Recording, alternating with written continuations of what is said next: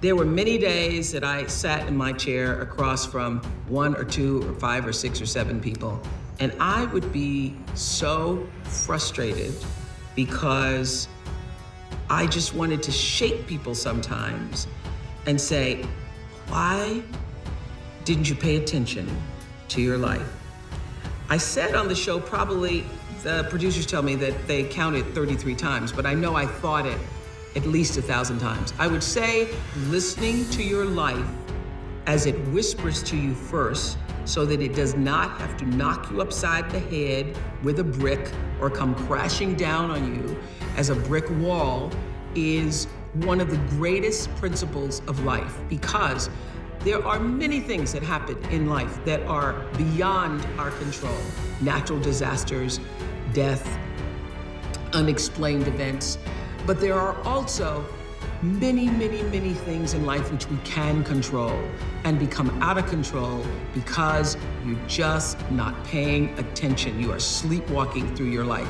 And I have seen this so many times on the show. I wanted to take the guests and go, would you just pay attention? So this is what I've learned and how I've explained it to myself.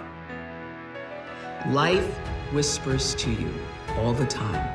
Your life is speaking to you all around, from the time you wake up in the morning and every single experience that's coming into your personal space, into your physical space. All of those experiences are speaking to you. They're telling you something about your life and about your circumstances. It whispers, and if you don't get the whisper gets louder.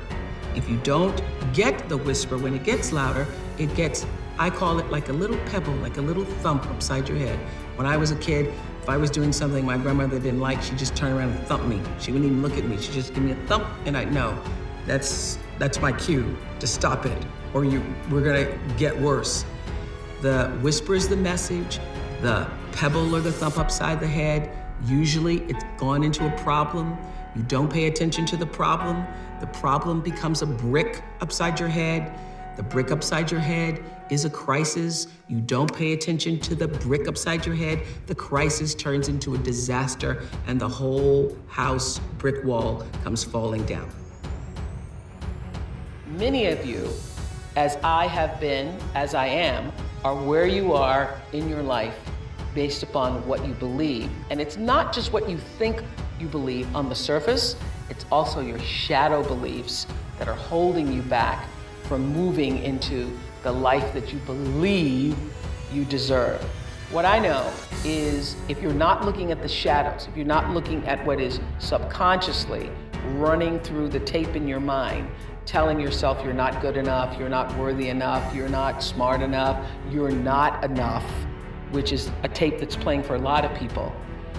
If you're not conscious of that, then you end up acting out of that belief system and not out of what you know to be the truest or want to be the truest for yourself. You don't become what you want, because so much of wanting is about living in the space of what you don't have. So if you start to think about that, really, why are you where you are in your life? The choices that you have made have been because of what you believe to be true for yourself. But I have always had the deep understanding for myself that if anything was going to move forward in my life, that I was going to have to be responsible for making that happen. And I know that to be true now and can articulate it as you are responsible for your life. And if you're sitting around waiting on somebody to save you, to fix you, to even help you, you are wasting your time, because only you have the power to take responsibility to move your life forward. And the sooner you get that, the sooner your life gets into gear. This is what I know from doing 25 years and thousands of interviews on the Oprah Show. It does not matter where you come from. I have seen people come out of the desert, walk across the desert, being born in the most dire of circumstances. Doesn't matter what your mama did, whether she did or had a PhD or no D. What matters is now, this moment, and your willingness to see this moment for what it is, accept it, Forgive the past, take responsibility, and move forward.